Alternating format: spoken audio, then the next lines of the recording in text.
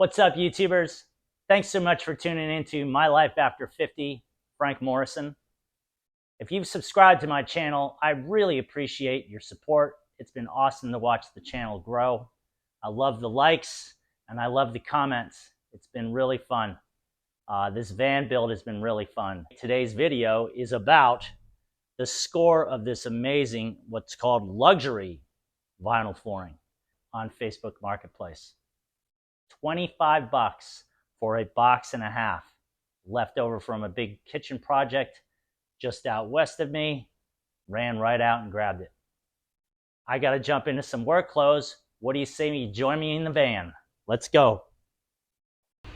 Just gave the floor a quick wipe down with some all-purpose cleaner to ensure a good bond with the product I'm going to be using, which is Loctite Power Grab. The employee at the hardware store swears by it, but he also stated, you gotta move fast.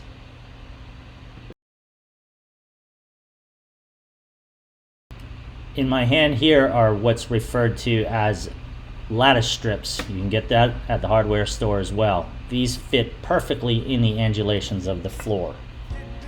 I chose this style of install over drilling into the floor. I'm against that as much as possible. What I also did is I, by his recommendation from the hardware store, to treat all of this with kilts. Now I was too excited to get going and I forgot to do the treatment or the pre-treatment with kilts, so I had to go back over after this had dried. Unfortunately for me, the underside of these pieces will not be treated with kilts. I will keep my fingers crossed that I'm okay.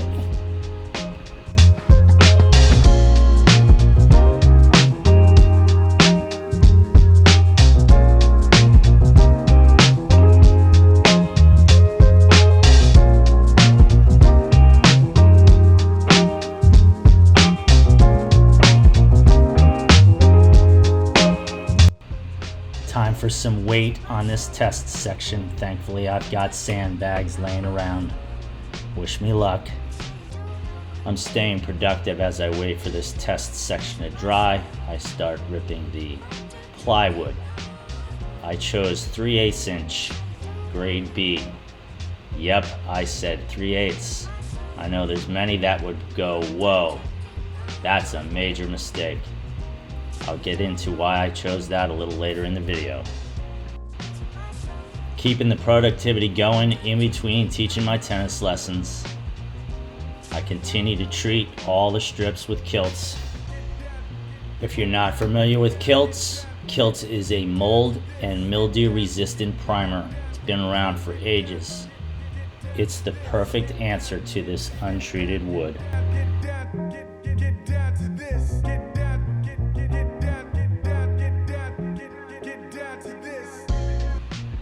All of the wood that I used in this project got 2 good coats.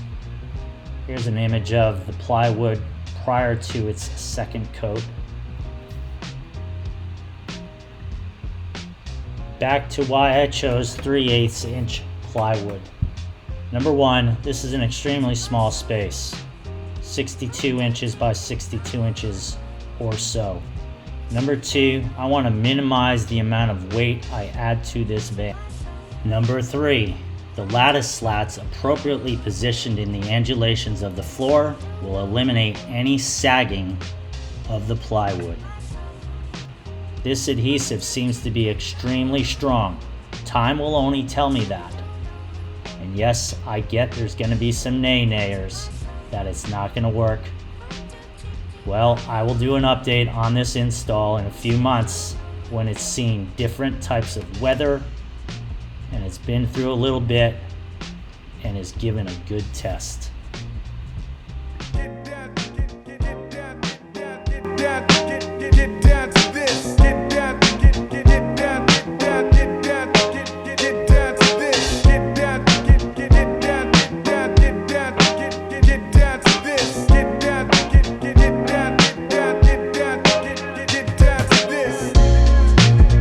It is the next AM.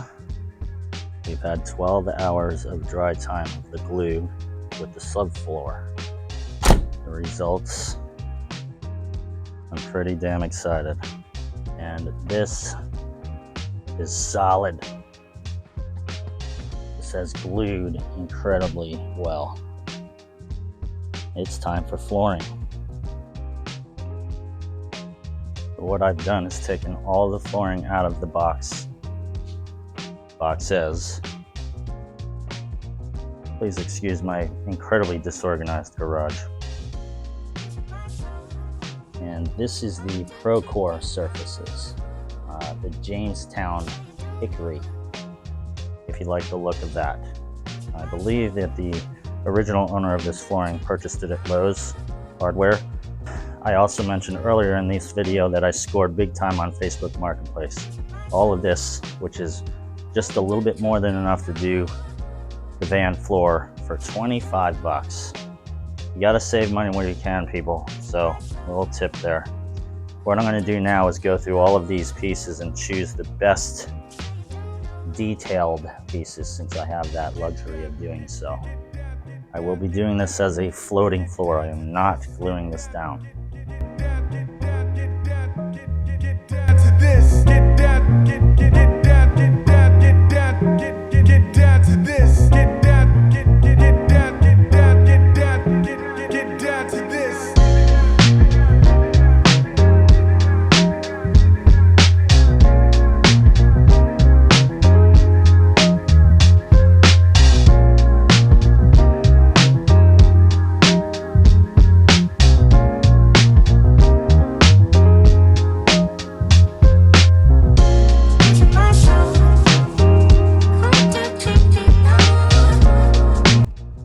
Thought I'd point something out real quick as I'm learning this.